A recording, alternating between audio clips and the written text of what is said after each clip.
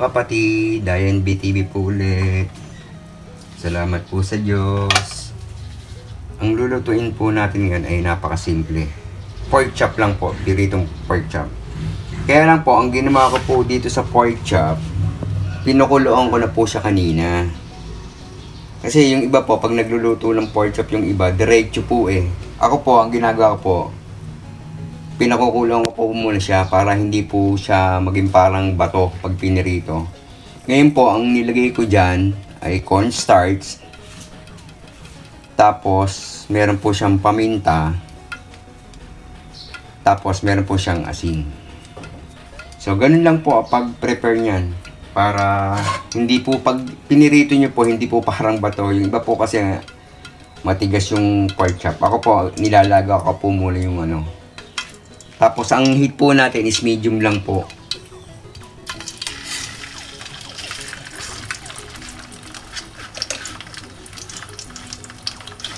Ayan, salamat po sa Diyos at meron naman tayong pananghalian at saka hapunan. So, tigi-tigisa lang po kami nalgan. Tatlo lang naman po kami nakakain. So, at saka pag pirito po nito, hindi po yung sunog na sunog, golden brown lang po. Kasi luto na naman po ito eh. Napakuluan ko na po ito. So mamaya naman po, hintayin po nating maluto. Medium heat lang po ho.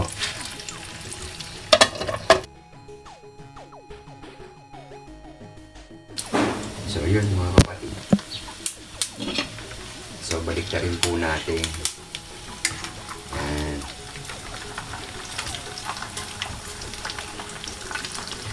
Dahan-dahan din po kayo sa pagpiprito at minsan po napilansi po yan. Gawa lang siyempre po may taba po yan.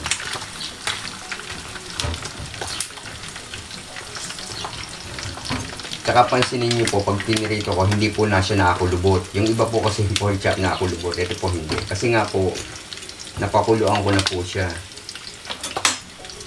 Maya po ulit. So yun mga kapatid, luto na po yan. Yan, tinan niyo po ang pagkakaluto. Golden brown po. Hindi po siya Yan, tinan niyo.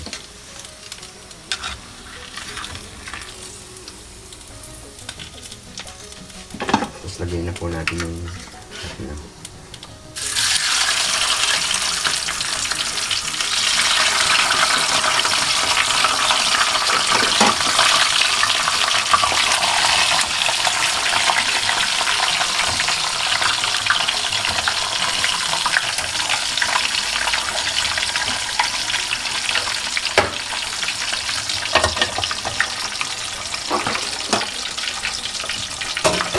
kapag pansinin niyo po yung pork chop, hindi po siya yung parang pilit na luto kasi medium heat lang po. So ang gagawin po natin, gaganito natin para sa mga bata po hindi na sila mahirapang natin niyo po malambot po.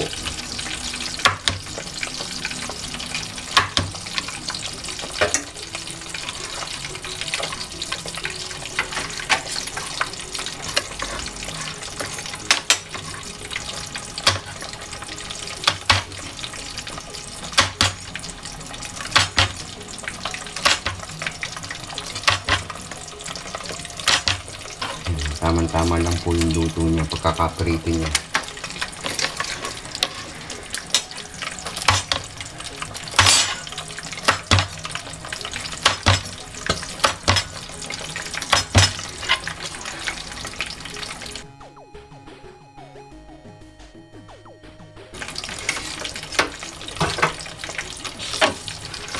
So, yan po, yung ating pork chop. Yan, kung nagustuhan niyo po, paki-like po. Yung mga nagsasubscribe mo po pala, meron po tayong tinatawag na notification bell. Paki-press nyo po yung notification bell para updated po kayo sa mga cooking ni INBTV. So, kung nagustuhan nyo po, paki-like po, paki-share, paki-subscribe po. Salamat po sa Diyos.